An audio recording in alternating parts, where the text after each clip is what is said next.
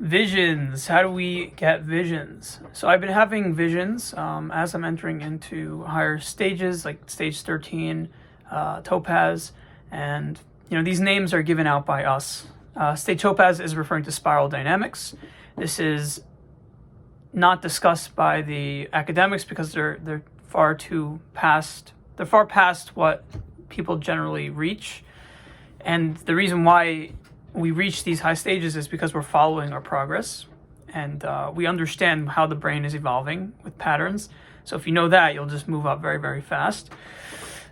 But these visions are not necessarily going to happen involuntarily, and sometimes they do, but it's mainly only when I'm very, very tired. I haven't slept in like a long time, and I'm half asleep. But those visions that happen involuntarily in the morning have a higher status than hallucinations.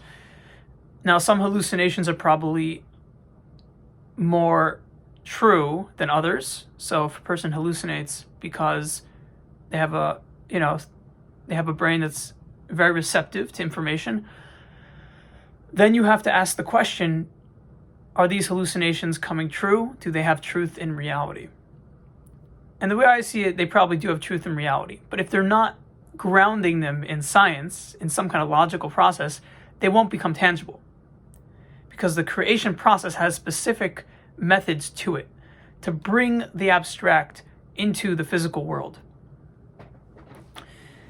All that said, what you're going to want to do with these visions is you're not going to want to force it, okay? And you're not going to want to BS.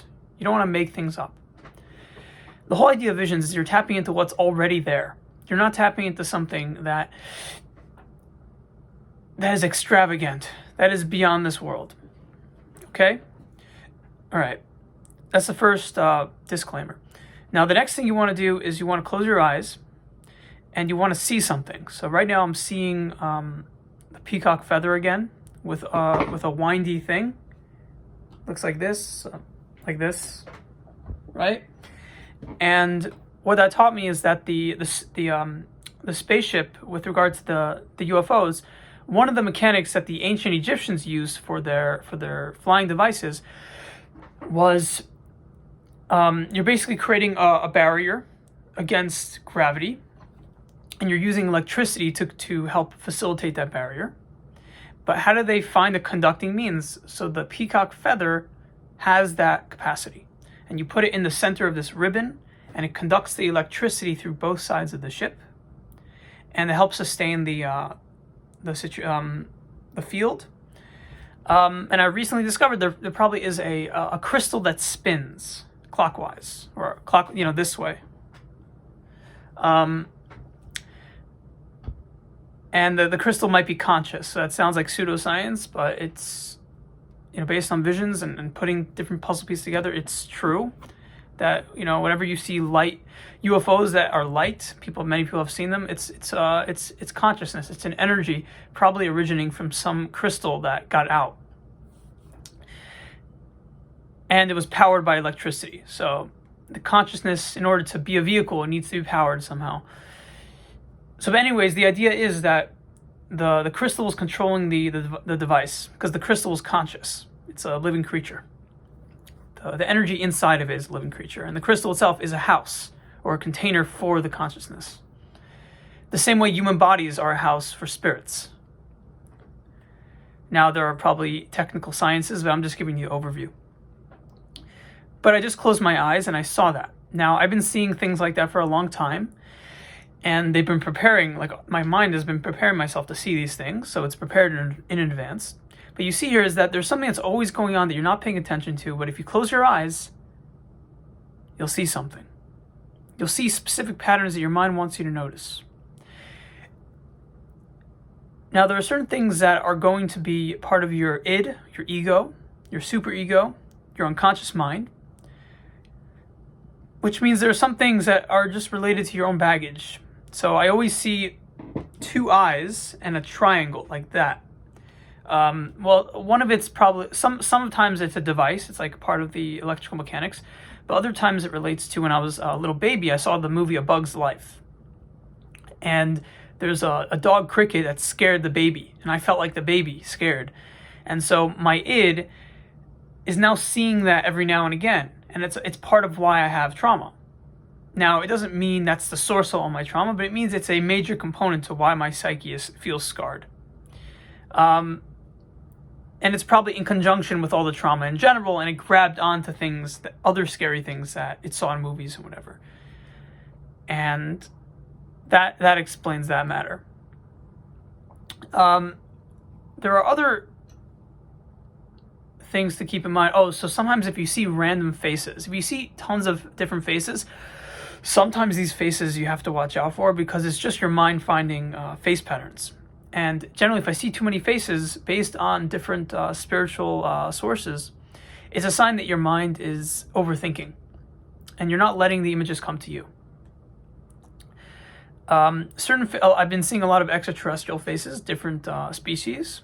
And one species from Star Wars is probably a real species, or based on a real species. And so these things come up in your mind that are real, and some of them are just your mind, or some of them are part of your ego that is still traumatized, and that itself overlaps with a desire for your ego to be traumatized, a part of you that's masochistic, that wants to be scared or wants the person to be scared.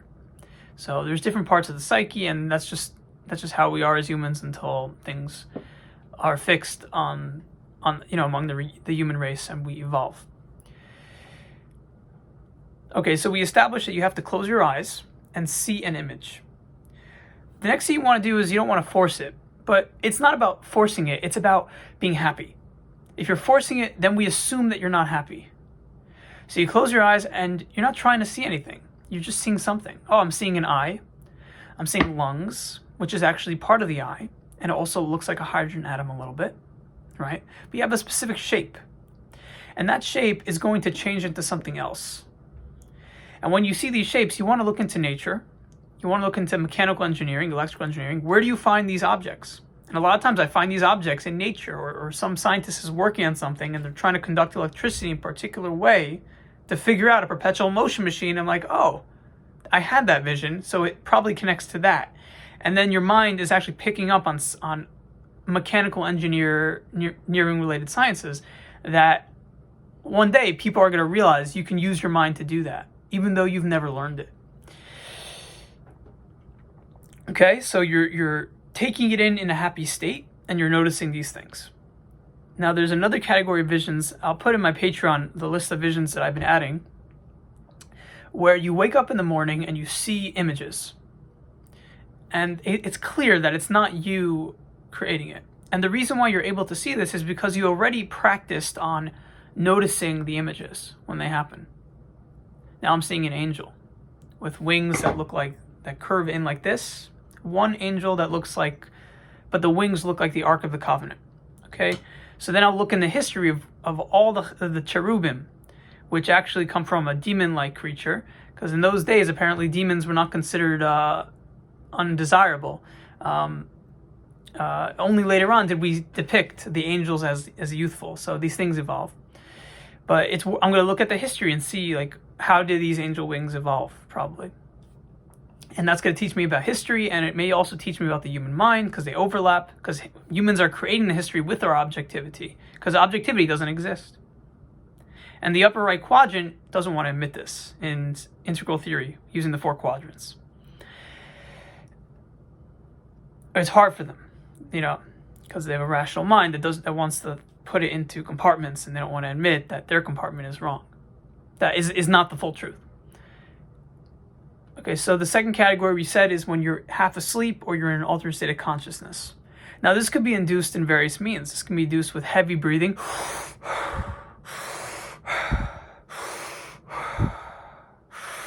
right? And that arouses the images. Now I'm seeing the angel again with long hair, like a woman, but it's to here. So it's a female angel or whatever. But that's something to look into, why I'm seeing a female angel as opposed to a male.